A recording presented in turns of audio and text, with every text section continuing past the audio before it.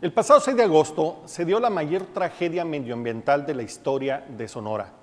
Se vertieron una serie de tóxicos a los ríos Bacanuchi y al río de Sonora, afectando con ello a 7 municipios de la zona serrana norte del estado: Arizpe, Banamichi, Huepac, San Felipe de Jesús, Aconchi, Babiácora y Ures.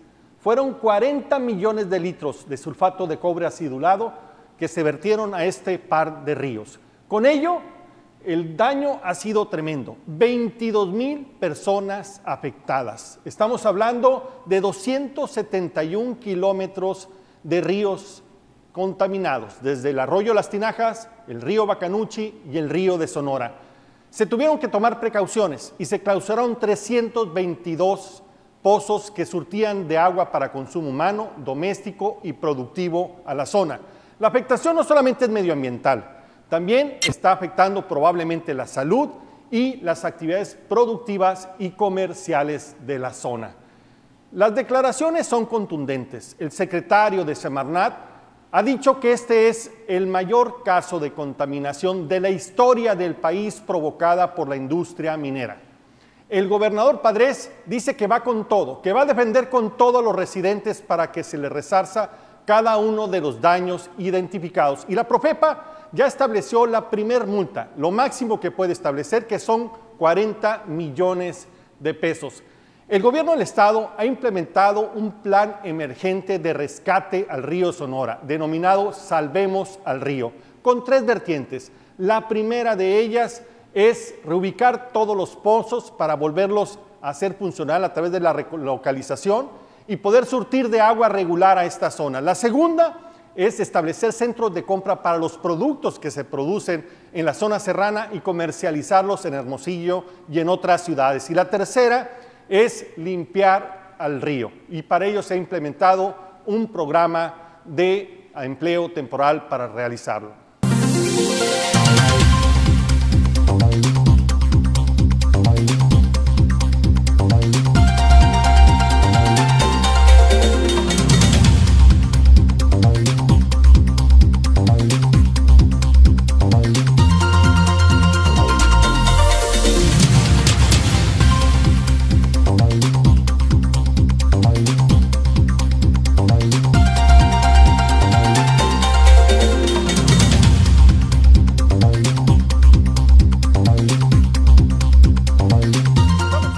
Opinadores. Vamos a revisar el tema de la contaminación del río de Sonora, y para ello hemos invitado al doctor Manuel Barcaza Armesa del Departamento de Ingeniería Química y Metalurgia de la Universidad de Sonora. Doctor, muchas gracias por acompañarnos. Gracias. También hemos invitado al ingeniero Víctor Manuel Calles Montijo, miembro de la Asociación de Ingenieros de Minas, Metalurgistas y Geólogos de México. Bienvenido, Víctor. Muchas gracias por tu invitación, Marco. Al contrario, gracias a ustedes. Quisiera que empezáramos con el inicio. ¿Cuál es exactamente lo que sucedió el 6 de agosto? ¿Qué sucedió? Este tema de la contaminación, ¿qué quiere decir en términos prácticos para que la gente lo entienda? Bien, bueno, pues antes agradecer las atenciones para que participe yo en este programa, que de alguna manera modesta, pues voy a externar mis opiniones, pero basado exclusivamente en los datos que extraoficialmente conozco, ¿no? Así es. En primer lugar, según los datos técnicos, el problema se origina pues en ese contenedor de residuos peligrosos, fluidos, principalmente sulfuro de cobre, y el cual pues llevaba en dilución gran cantidad, o en suspensión mejor dicho, gran cantidad de metales pesados que son pues dañinos para la salud y de un efecto inmediato sobre la salud. Entonces este derrame pues obviamente al irse hacia los efluentes que escurren pues prácticamente de noreste a suroeste, van contaminando pues todos los efluentes y caen precisamente sobre el río Sonora, y eso hace que debido a la corriente horizontal del agua y a la permeabilidad vertical, pues esos productos o esos elementos tóxicos pues estén ahí. Un dato curioso es de que se habla, no lo conozco yo oficialmente, pero se habla de que fueron 40 millones de litros. Y que se han, no sé si la compañía mexicana de cobre ha prometido 40 millones de pesos, que según ellos es lo que marca la ley para remediar la situación. Si dividimos 40 millones entre 40 millones, significa que cada litro de agua contaminada se le va a dedicar un peso. Un peso. Un peso nada más. Son 40 millones sobre 40 millones. Es un peso que se le va a dedicar a un litro contaminado. Algo ridículo. Algo ridículo, y primero habría que ver si ese litro de agua llegara a tomarlo un animal irracional o un humano, ¿qué efectos tendría? Entonces, primeramente habría que ver la concentración de esos materiales que habría por cada litro. Primero. Así es. Víctor, estos contaminantes que fueron arrojados al río, ¿qué consecuencias pueden tener? Porque son utilizados de una forma regular por la industria minera. Así es, mira, estos minerales son muy utilizados en la industria. Lo que pasa que en concentraciones un poco elevadas suelen ser tóxicos, ¿verdad? Entonces, en esta situación, pues parece ser que estaban fuera de la norma, arriba de la norma, y eso causa cierto problema de toxicidad y con problemas no solamente al ser humano, también, como dice el maestro, a los animales, a las plantas. Hay un daño mayor en este caso, ¿no?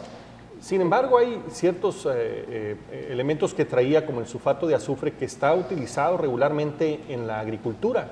Así es. Hay elementos ahí que son útiles, que pueden mejorar las tierras y mejorar las siembras. Es más, se usa, ¿verdad?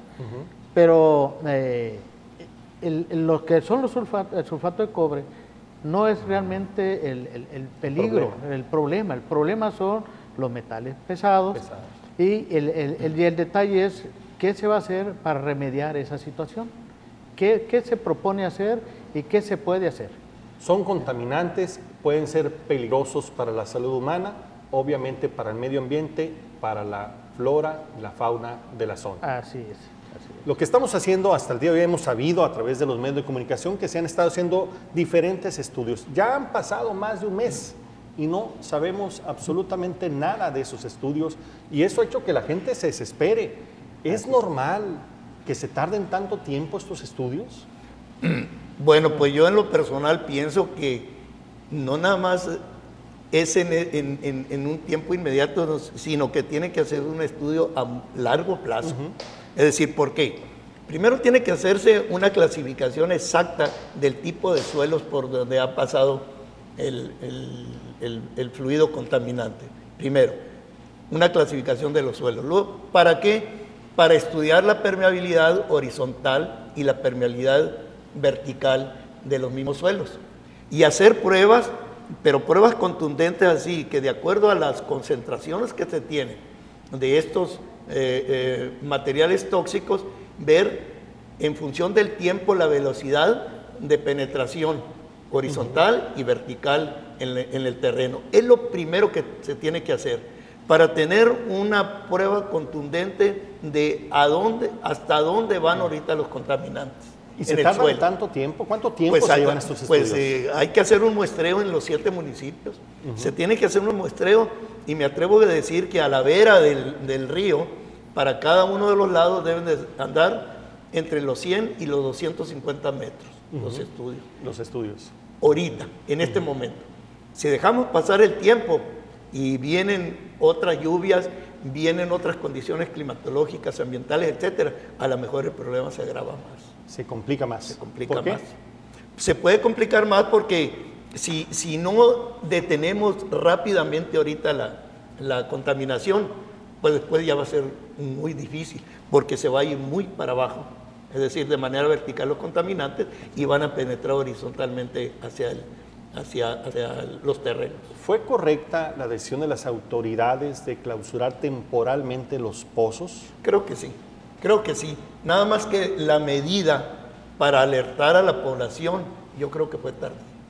¿Sí? Sí, fue tardía, porque si se hubiera actuado de manera inmediata y se hubiera informado bien de lo que se iba a hacer en ese momento, yo creo que el problema hubiera bajado de nivel y de intensidad y la gente hubiera entendido mejor. Pero se dejó correr, la gente se asustó cuando ve rojas las aguas del río Sonora. Hasta yo me asusto. Cualquiera, ¿no? Pues sí. Lo decía Víctor Calles, que uno de los elementos a considerar es la contaminación visual, ¿no? La gente ve eso, se asusta y llega a muchas conjeturas, independientemente de que este tipo de daños pueden controlarse si se actúa a tiempo y correctamente. Correcta, así es. Mira, yo creo que las autoridades realmente no estaban preparadas para una contingencia de este tamaño. Este problema es de tal magnitud que las autoridades deben de tener grupos de reacción rápida. Debería haber protocolos, ¿no? Para accionarlos. Hay protocolos, pero la gente no está preparada para seguirlos. En la misma compañía minera pasa eso y en las mismas autoridades. Esa es una pregunta. ¿Qué no debería tener la minera Buenavista del Cobre? ¿Preparados todos estos temas de contingencia? Sí los tiene, pero vuelvo a lo mismo. El problema es que la gente, aunque esté preparado, tengan el protocolo bien determinado, bien escrito y todo bien escrito, la gente no está preparada para eso. Exacto. Y no solamente, no quiero saber nada más de la empresa, también es de las autoridades. Las autoridades también tardaron. Sí, como que la primera fase fue medio caótica, y ¿no? fue caótico y se magnificó mucho el problema. Pero había que actuar lo más rápidamente posible, pero en la fase de comunicación. Y la comunicación debió de haberse manejado de una manera, más que todo, calmando a la gente y diciéndoles lo que estaba pasando, pero de una manera madura, no magnificando los problemas. Exacto, como que fue toda la constitución de una vocería que se encargara de estar constantemente alimentando a la gente de información, platicarles qué se estaba haciendo, qué es lo que viene, cuáles son las consecuencias. La gente se siente totalmente ausente de toda esta información y está generando un gran tema de preocupación. Así ¿no? es. Y no solamente por parte de las autoridades, también ha sido omisa la compañía minera, ¿no? Que ha decidido retraerse y acudir a los medios de comunicación a través de spot. Me parece que es un grave error. O sea, la gente que está ahí debería estar informada en primera instancia de lo que está sucediendo, ¿no? Así es. Sí, de primera instancia y completamente, o sea, que sea entendible. Exacto. Mira, aquí debe de bajarse la información de una manera que sea accesible a toda la Exacto. gente, que lo entienda, qué está pasando, que no haya una alarma. Esto nos va a enseñar varias cosas que podemos decir más adelante, ¿no? Pero ahorita este es un problema que debemos de saberlo manejar al ipso facto, rápido. Exacto. De una manera inmediata. Exacto. Hay No varios podemos esperar. aprendizajes que nos va a dejar esta tragedia y ojalá que lo aprendamos. Estamos en Los Opinadores y regresamos en un momento más.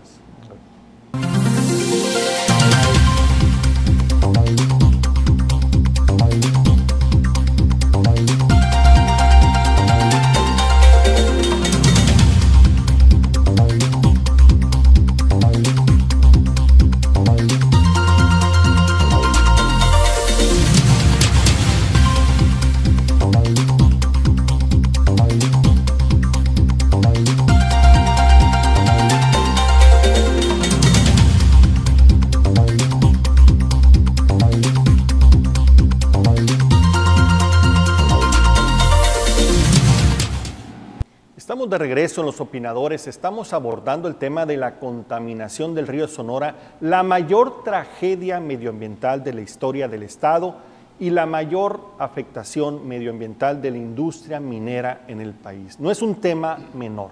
Hemos visto que en materia de actuación inicial ha sido bastante caótica, no se identificaron protocolos, medidas pues, de reacción inmediata y hay una ausencia de información, aunque algunas de las medidas establecidas como esta veda a los pozos han sido correctas mientras se logra identificar el tamaño del daño. Las horas son importantes, ha pasado un mes y la gente se está empezando a desesperar. ¿Cuáles podríamos identificar que podrían ser las principales consecuencias o los principales daños de este tema?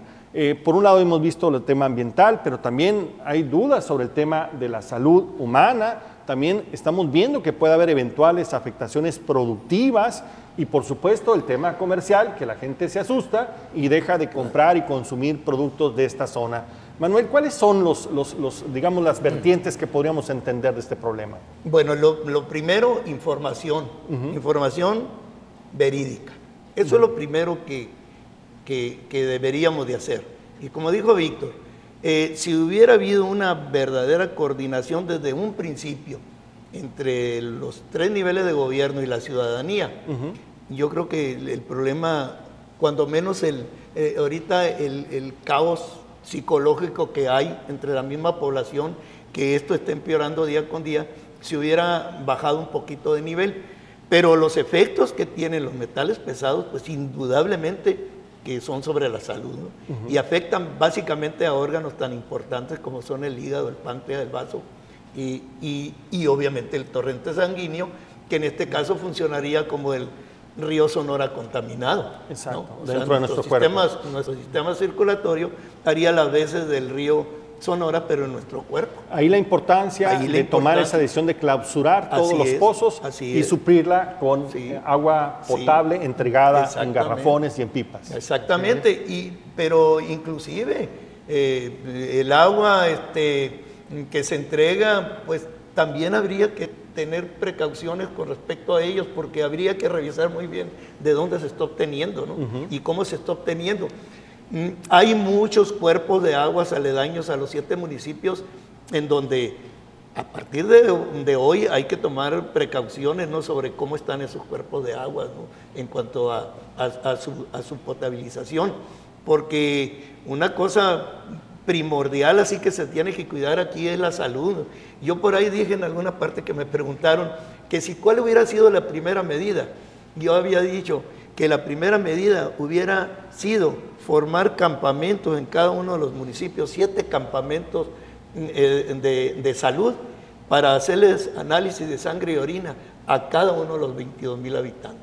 Inmediatamente al siguiente día hubiéramos tenido resultados. Claro. Y a partir de ahí, señores, ahora sí, vamos a tomar agua de las pipas. La prioridad es salvaguardar la vida humana. La salud por encima de todo, por encima de todo. Y en segundo término, salvar esa fuente de trabajo. Exacto. Sí, no hay que tampoco irnos a que no, ya la minería se acabó. No. También eso es importante, pues no ayudan los extremos. Claro. Y podemos además decir que no sucedió nada, porque sí sucedió, ni tampoco podemos decir que el problema es insalvable y para toda la vida. Creo que aquí es donde entra la ciencia a trabajar y ha demostrado que se puede resolver. Desde el punto de vista medioambiental, ¿estamos hablando de un daño que va a tardar años en revertirse? Completamente. Años.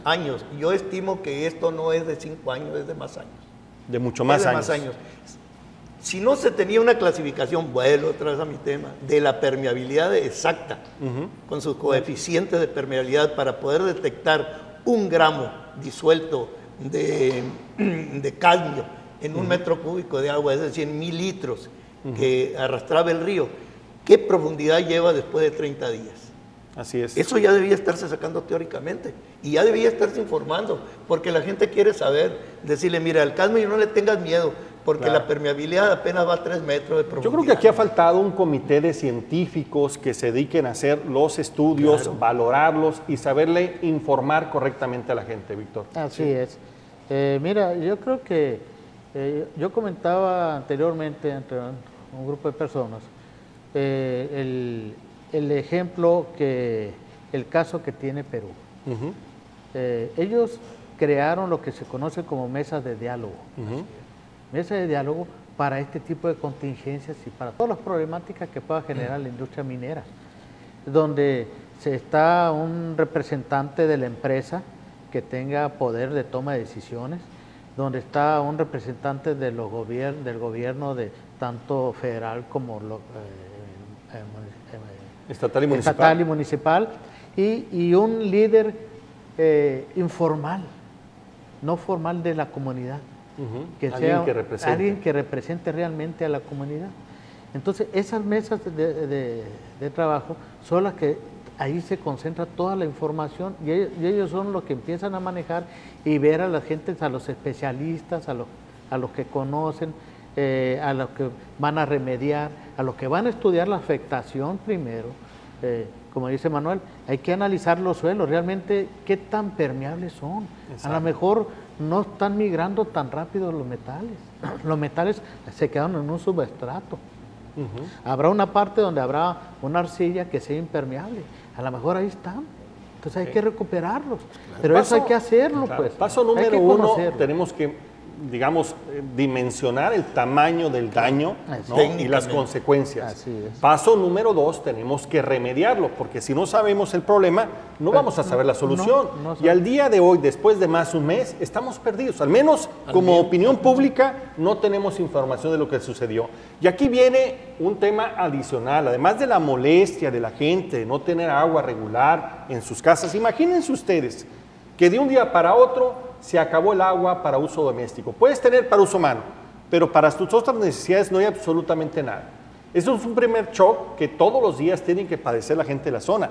Pero después viene el problema económico, porque se tiene que dejar de trabajar porque no hay condiciones para hacerlos y escasean los ingresos, que es el otro problema que ahorita está sucediendo en la zona, ¿no? Claro. Por más empleo temporal que implementemos, por más compra de los productos, hay un daño profundo y una gran incertidumbre, porque muchos de esos pequeños, micros empresarios, algunos de ellos tienen contratados créditos, por ejemplo, y tienen que pagar en tiempo, o tienen contratos de entrega, porque, digamos, la parte comercial está muy competida, y esa gente está perdida, no sabe qué va a pasar con ellos. Se rompió la cadena productiva. Se acabó. Se acabó la cadena productiva. Así es. Yo creo que hay que decirlo con toda claridad, ha sido totalmente lento y totalmente irresponsable la actuación de unos y otros. Así es. Y ahora también vemos el problema de la politización. Hay un gran pleito por las migajas electorales en la zona. En vez de enfocarse a solucionar los problemas, que es lo que la gente quiere, se están peleando para decir quién tiene la culpa, o quién ha hecho menos o quién ha hecho más. Lo que sí queda claro es que la gente está desesperada. Así es. Ya tomaron una carretera y amenazan con tomar más. Los alcaldes convocaron al Grupo México, que es el otro gran ausente en este tema, a que establecieran un diálogo público y al parecer no ha habido respuesta.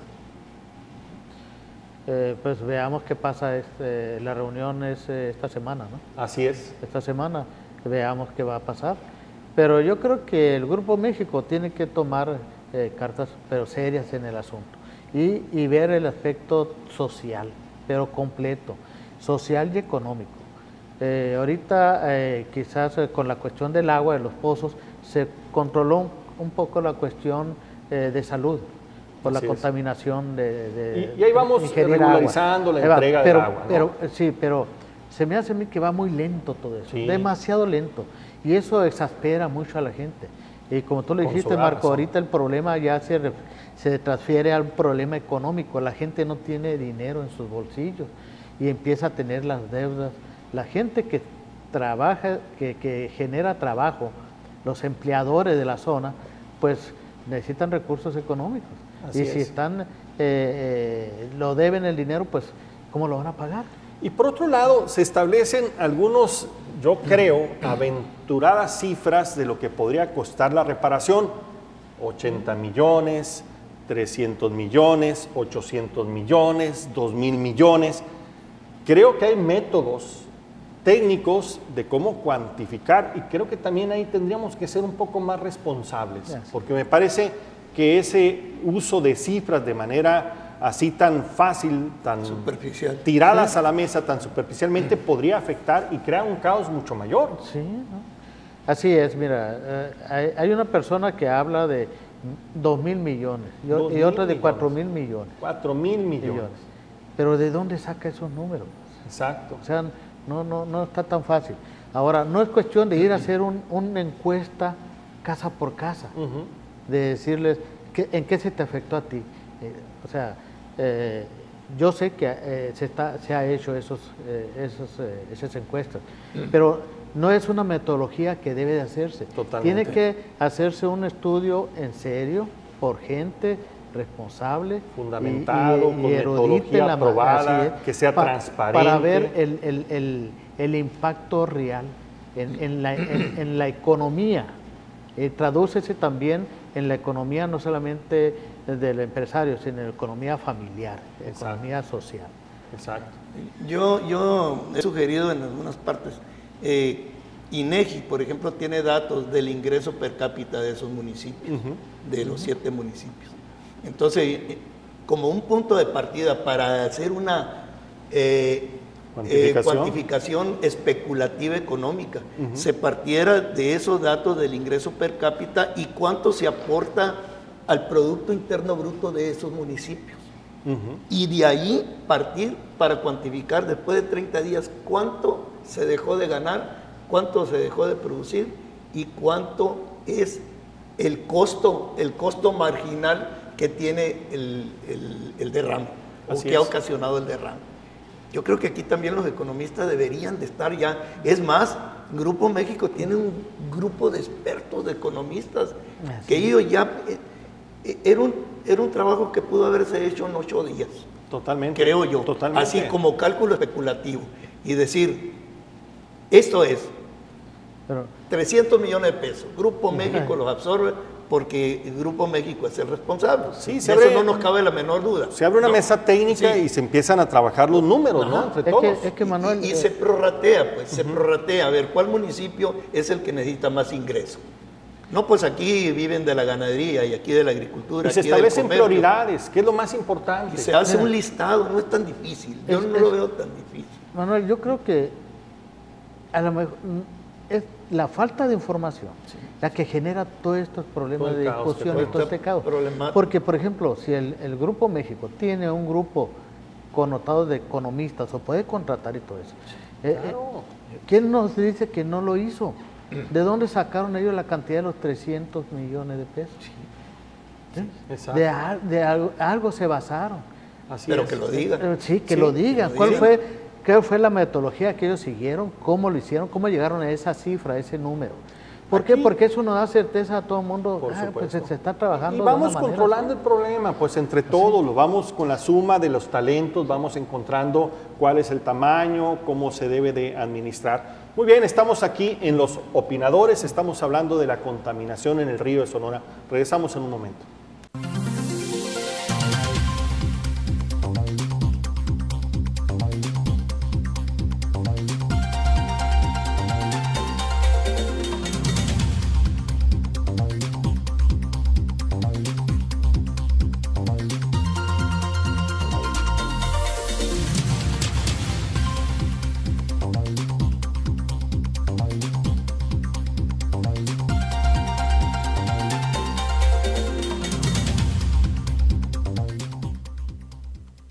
Ya estamos en el problema.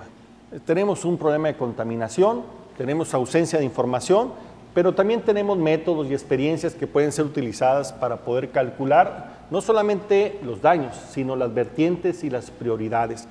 ¿Qué debería de contemplar un plan para resarcir los daños causados? Bueno, pues yo vuelvo otra vez a insistir, priorizar la salud. Segundo, garantizar la subsistencia mínima económica de los afectados.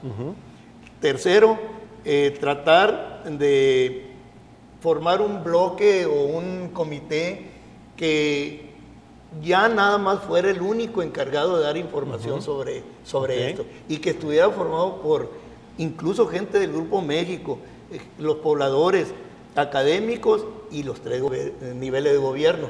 No un comité grandote, sino un comité muy representativo que nadie absolutamente pudiera hacer declaraciones más que ese grupo de técnicos o grupo de opinadores.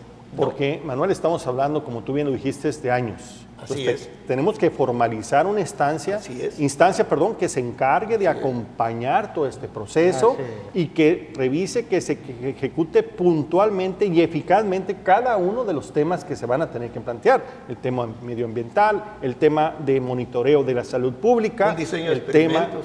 ¿Mande? Un diseño de experimentos. Así es. Porque tiene que experimentar ahí para una posible contingencia futuro. Así es. Porque hay que irnos previniendo. Ahora, por el otro lado, desde el lado de la industria minera, aquí se ha llegado al extremo de satanizarla.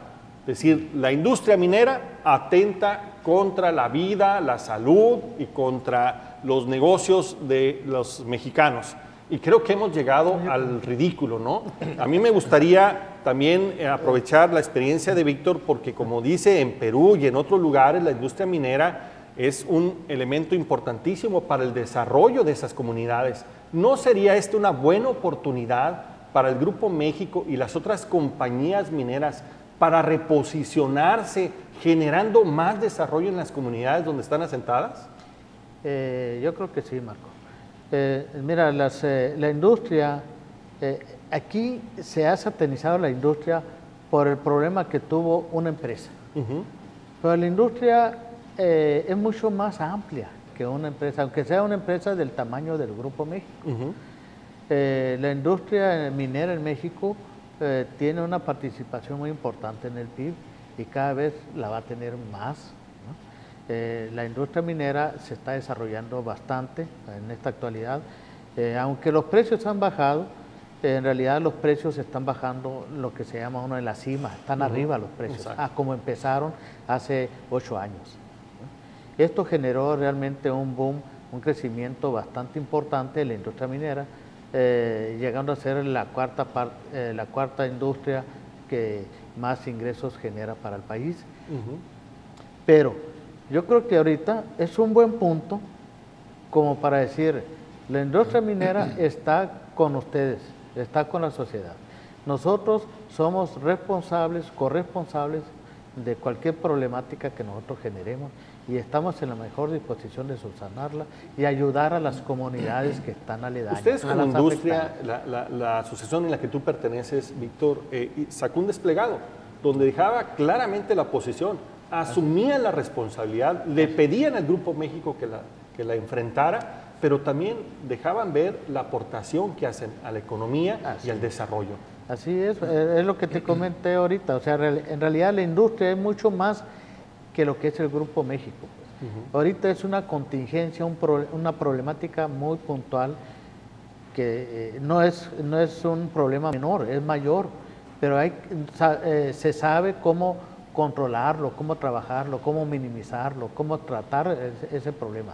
Entonces yo creo que hay que trabajar con eso y con la ayuda de la gente que está afectada en este caso, ayudándola en la manera económica, si se puede, cuestiones sociales, dándoles un cierto impulso a esa área. También, Víctor, puede ser un golpe de timón. Si algo tenemos que reconocer es que en la zona el sistema productivo ya dio de sí. No estaba generando la prosperidad suficiente ni para retener a la gente. Entonces, más de lo mismo, reponer lo que no servía tampoco va a ser muy útil. A lo mejor puede darse un golpe de timón y generar estos famosos clúster mineros que tanto lo hemos comentado y que se han intentado. A lo mejor es el momento de impulsarlos y convertir esa zona en una zona muy competitiva en términos del apoyo y el desarrollo de la industria minera, ¿no?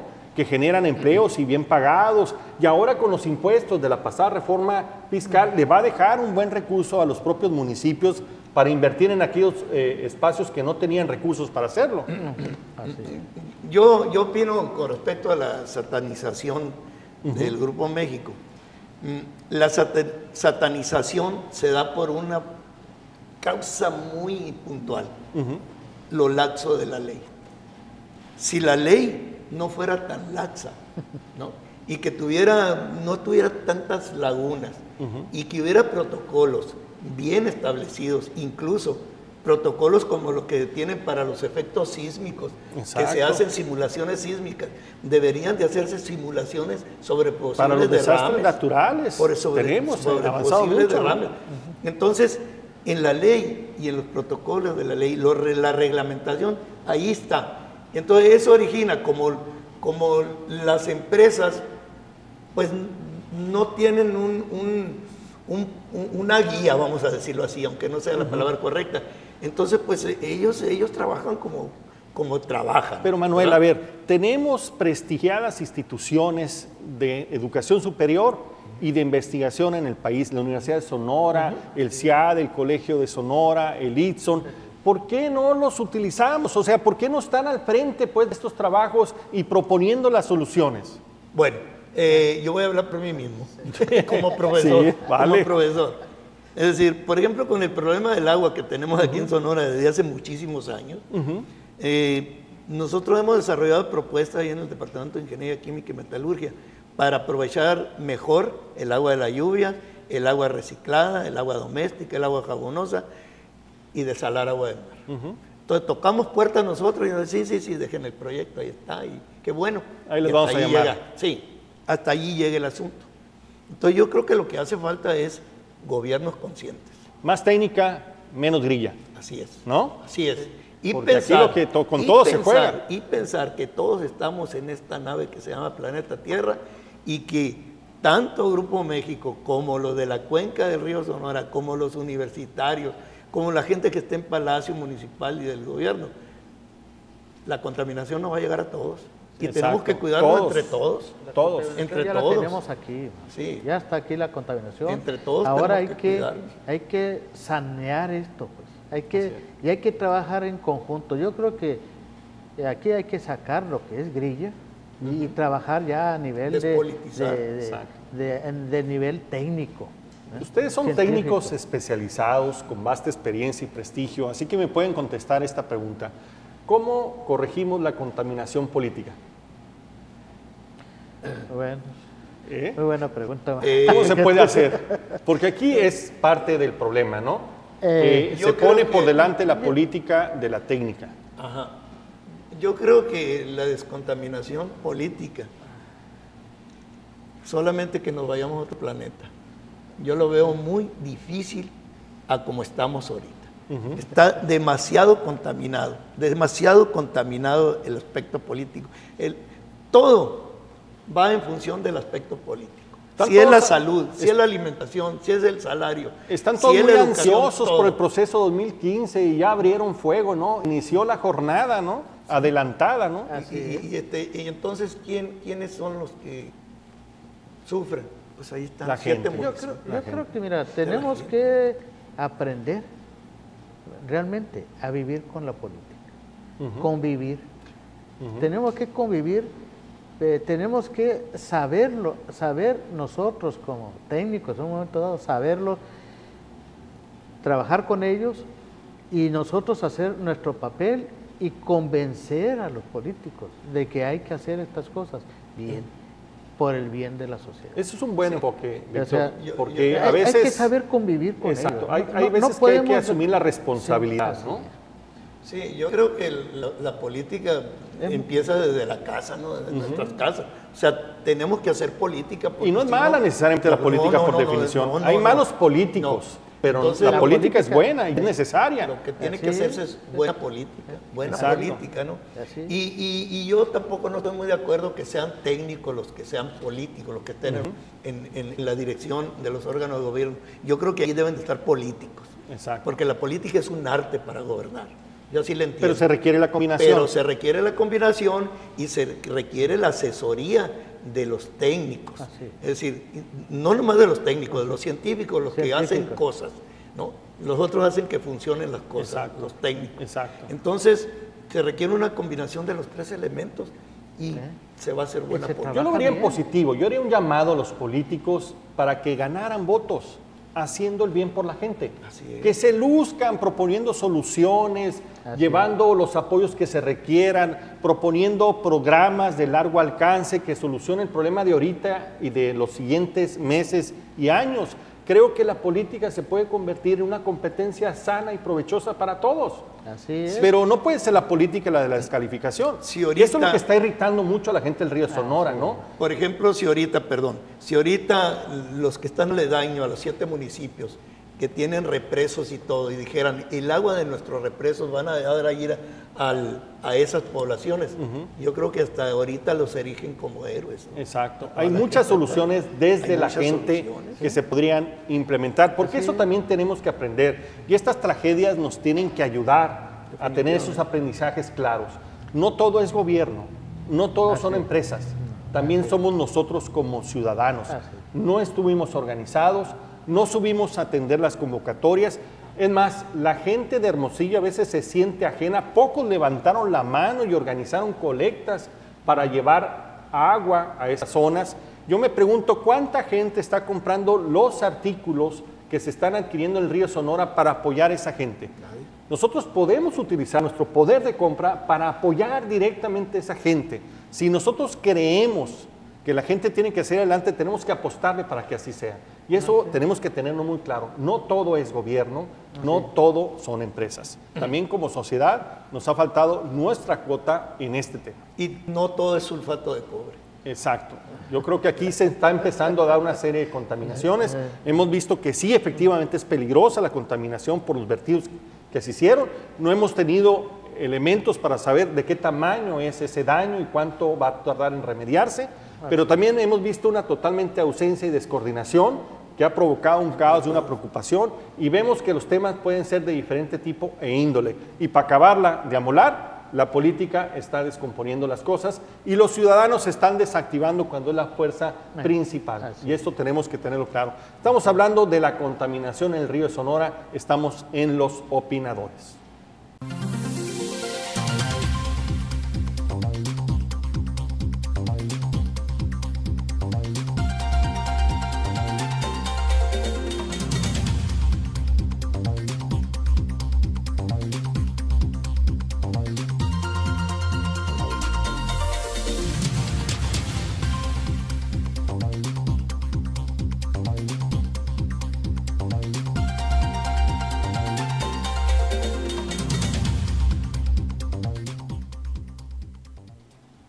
Estamos en los opinadores, estamos hablando de la contaminación en el río Sonora. ¿Qué va a pasar?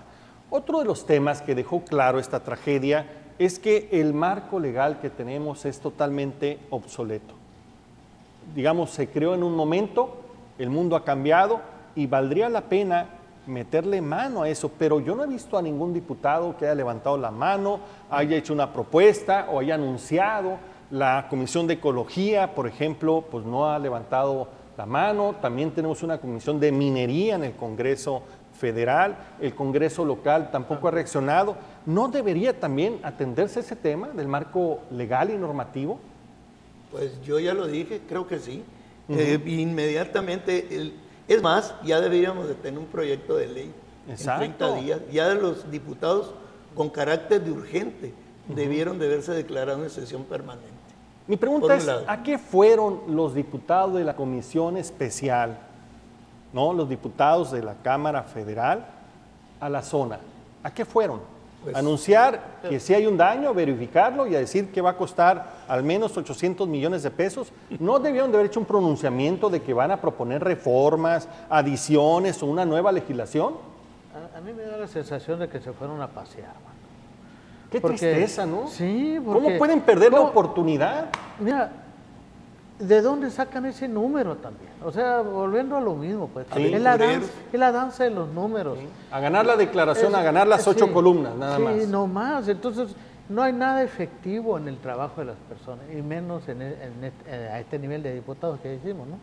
Entonces, yo creo que aquí ellos tienen que enfocarse a generar las leyes, a enmendar las leyes. Ahorita hay una sobreregulación. Eso lo dijo una maestra muy respetable del UNAM, ¿ya? Que realmente hay una sobreregulación y contradicciones en las mismas legislaciones. Entonces, yo creo que hay que trabajar en conjunto para sacar una legislación que sea pareja y aplicable a todos los asuntos y si es posible hacer de esa ley sacar los apartados para ciertas industrias. Y no es un tema menor, ¿no? Víctor Manuel, porque recordemos que recién se ha aprobado la reforma energética, las leyes secundarias que abren el área de exploración a las empresas transnacionales, que los métodos de exploración tienen alto riesgo de contaminación. Y si ahorita no tenemos capacidad para hacer frente a una contaminación como la del río Sonora, imagínense ustedes la que se podría dar en materia de exploración de esos yacimientos petroleros. Por eso es urgente implementar un nuevo marco que responda a la nueva situación, pero es urgente, o sea, tiene que haber un grupo de trabajo técnico formado por la industria, formado por los legisladores, formado por el gobierno, para empezar a rebotar cuáles son los elementos. Deberíamos de aprovechar, aprender y caminar hacia adelante, ¿no? Sí, yo creo que esto, de alguna manera, la naturaleza nos está diciendo, cuidado, ya está la reforma energética, pero miren lo que puede ocurrir con la ley que tiene. Pues es una llamada a tiempo, ¿no? Es una llamada a tiempo que nos hace la naturaleza. Entonces, ¿qué va a pasar si vienen las transnacionales y seguimos con nuestro marco legal, el que tenemos actualmente?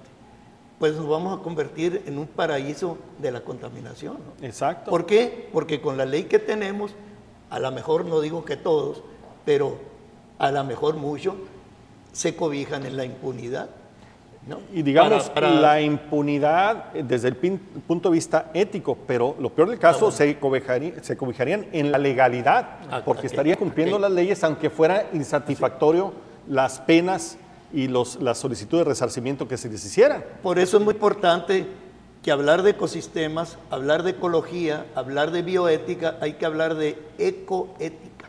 Ecoética. Ecoética. O sea, la ecoética debe de enseñarse en las escuelas. Es decir, para estudiar las relaciones de la interdisciplina que existe entre los seres vivos, llámese fauna y flora, y también la forma de regular ese equilibrio.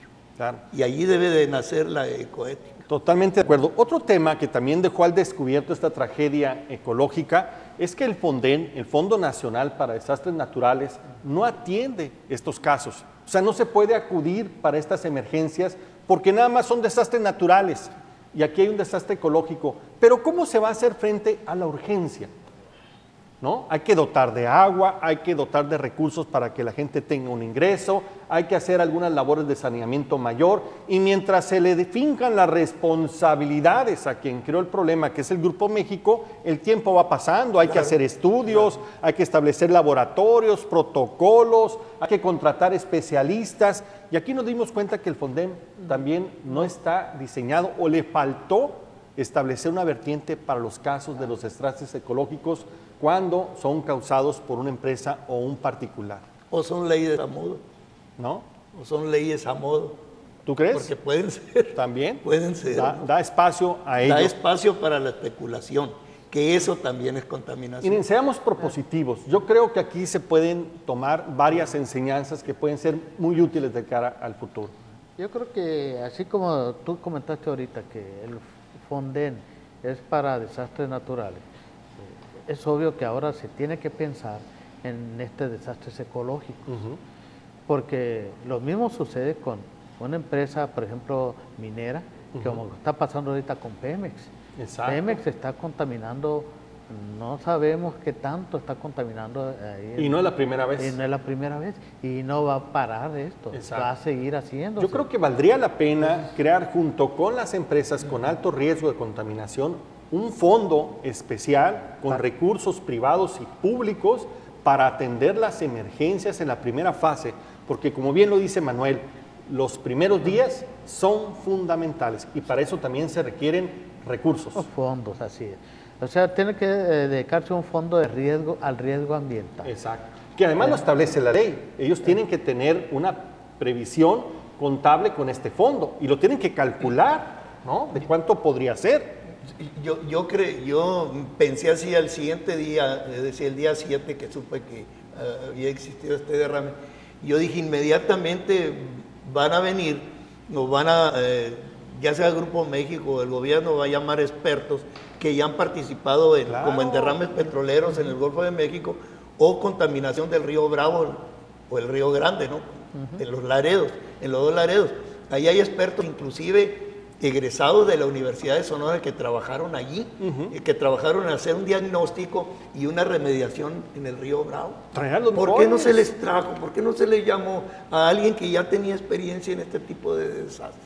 Exactamente, creo que eso tenemos que... Esperaron a ver qué pasa, ¿no? A que la mancha roja pase, ¿no? Sí, también al principio se pensó que era un tema menor, ¿no? Así. Eso también hay que decirlo. Sí, porque no es sulfato de azufre, no pasa nada, hasta va a servir para la tierra. Sulfato de cobre, pues además se va a ver bonito el río. Pero lo que iba abajo. Pero no se sabía porque traía muchísimo. Miren, yo creo que es importante poner las cosas en su justa dimensión. Primero, no satanizar.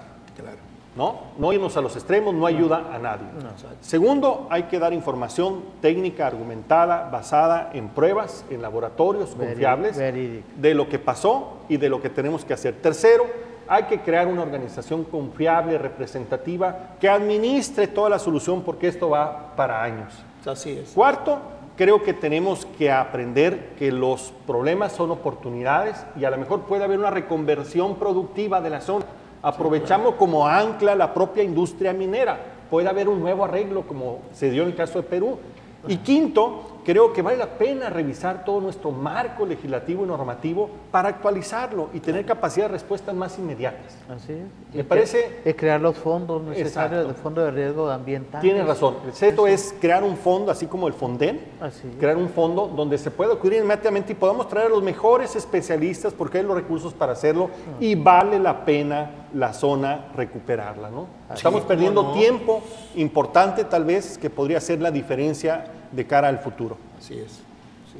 Muy bien, pues yo les quiero dar las gracias, la verdad que esperemos que este programa ayude a que la gente esté más informada, que guardemos ecuanimidad, estemos atacando el tema, enterándonos, exigiendo respuestas, pero sin llegar al juego político o alarmista que no ayuda a nadie. Así es. La industria minera es necesaria también salvar y resarcir el daño creado por el Grupo México, eso no hay duda alguna. Tiene que haber mejores previsiones de cara al futuro y aprender de nuestros errores, pero principalmente yo le pido a todos los sonorenses que no nos olvidemos de nuestros hermanos del río de Sonora y no los dejemos solos. ¿Cómo podemos ayudar? Sí, ayudando con agua, pero también consumiendo productos de la zona que no están contaminados, porque la medida que se consuma puede ayudar a que este ciclo económico se recupere en menor tiempo. No dejemos solos a nuestros hermanos del río de Sonora. Muchas gracias a Manuel Balcázar del Departamento de Ingeniería Química y Metalurgia de la Universidad de Sonora. Gracias, Manuel. Gracias a ustedes y les agradezco mucho la invitación a este programa y al mismo tiempo hacer una aclaración. Yo soy ingeniero con una pequeña maestría por ahí, no soy doctor, pero gracias por pero la sí lo deferencia. pareces, que es lo más importante. Pero gracias por la deferencia. Muchas gracias. Sí. A Víctor Manuel Calles Montijo, miembro de la Asociación de Ingenieros en Minas, Metalurgias y Geólogos de México. Muchas gracias, Víctor, como siempre. Muchas gracias, Marco. Te agradezco mucho la invitación y sabes que estoy a disposición para lo que sea necesario, aclarar, platicar sobre estos asuntos y dar ideas que uno puede aportar. Lo poco que pueden aportar, lo podemos hacer. Son ingenieros sonorenses, orgullosamente sonorenses de nuestra Universidad de Sonora, con un gran prestigio a nivel nacional e internacional. Muchas gracias. Yo soy Marco Paz y me despido del programa del día de hoy, Los Opinadores.